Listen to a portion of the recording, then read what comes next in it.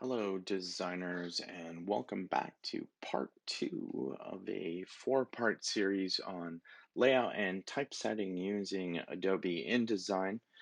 Part two will go over layout and placing, in this case, images, but place goes for any content. Let's get back into InDesign here. Refresher from last time, I got my grid set on my master pages and also got my page numbers in here. I just hit W on the keyboard to get the print preview. Now in the Pages panel, I'm down here inside of my first spread, which is where I'm going to work for the purposes of this demo. And we can see that now I can see the numbers for my page numbers. Keep in mind if you are going to go the bookend route for your page numbers, the numbers could also be to the inside on both sides, whatever your preference is. So I have my grid here. I am ready to go. We are going to lay out.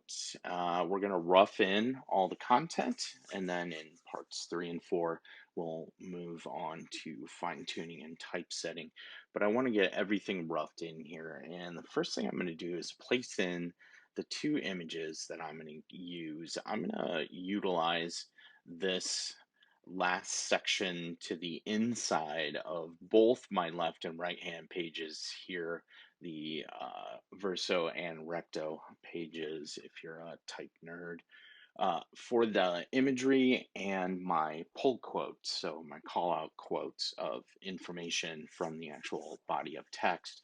So what I want to do first, and well, what I want to do first is show you a trick. So I just grabbed the frame tool. If I had multiple images that I were going to place in here instead of just one, like what I'm going to do here in a second, but let's say I had 12 of them to place in here. And what I wanted was a nice, consistent, evenly spaced layout of these 12 images. Using the frame tool, if you click and drag, and I just went margin, margin, and I am still holding this frame. So this frame is not fully fleshed in yet. You can use your arrow keys up, down, left, and right. And I said 12 images, so that would mean 4 by 3. Um, to divide this frame equally into separate frames that you can place images into. This is why, and in the document setup dialog, I set my column gutter the same as my grid gutter on the outside, because that is the measurement that sets the gutter here.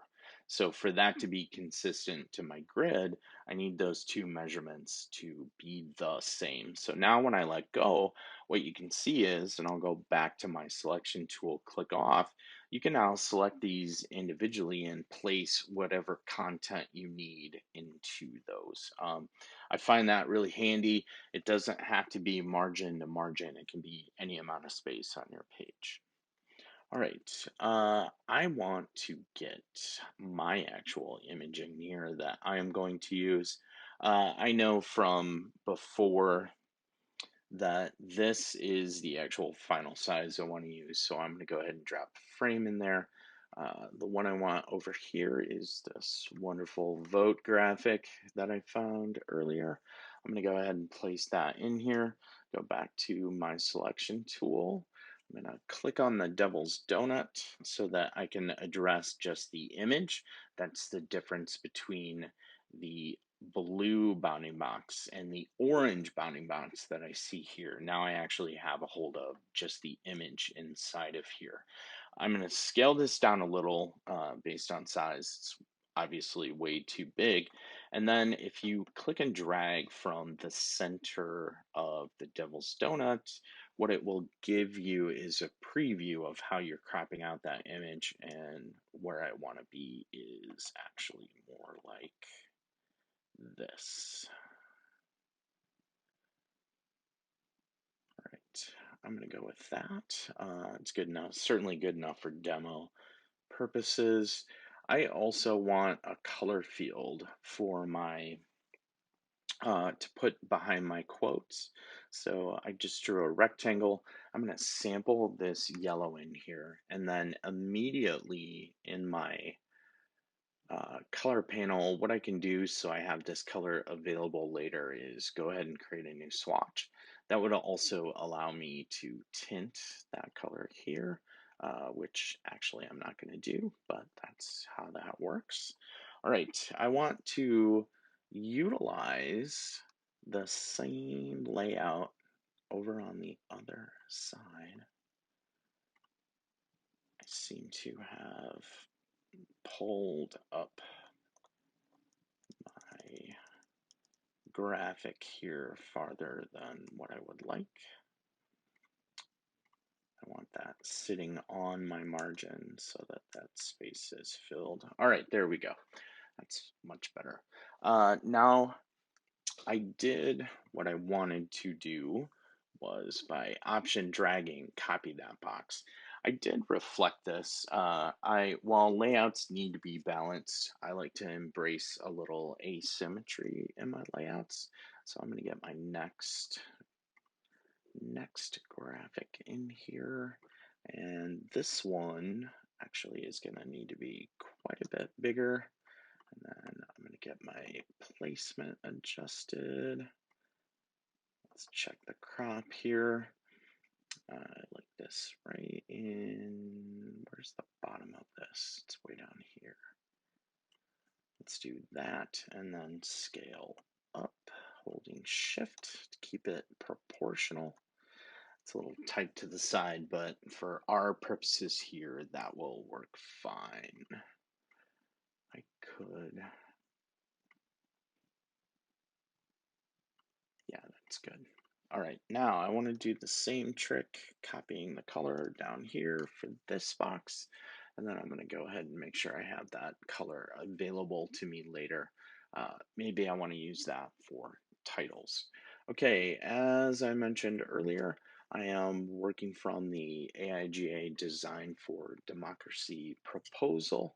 I have copied and pasted that text and cleaned everything up into a fresh document.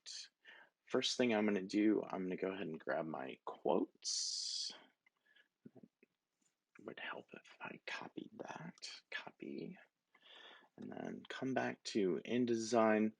I'm going to go ahead and throw the text frame by hitting T with the text tool and paste as big as that color field. Once I get this type set, I will go ahead and arrange that so that it is centered nicely within this box. I just option drug a copy down onto the other one. I'm going to grab that text. I'm going to click 3 times in that box since it's all one paragraph to select everything. And then um, pop up to my type tools and hit show hidden characters. You really, when you're working on typesetting, generally when you're in InDesign all the time, you should have your show hidden characters on. So what that gives me a preview of is all of my hard spaces, which are the small circles. The hyphen is marked by the tilde diacritic, and I also know where my line breaks happen. If there would be a paragraph, that symbol, that would be a hard return. We'll see a soft return later, and the pound symbol, not the hashtag symbol, the pound symbol marks the end of the content in the box. What I want to go ahead and do while I'm in here is select this type, address the type color, not the frame, stroke and fill, and make this type white so that it has enough contrast to that purple back there, just so that I don't forget later.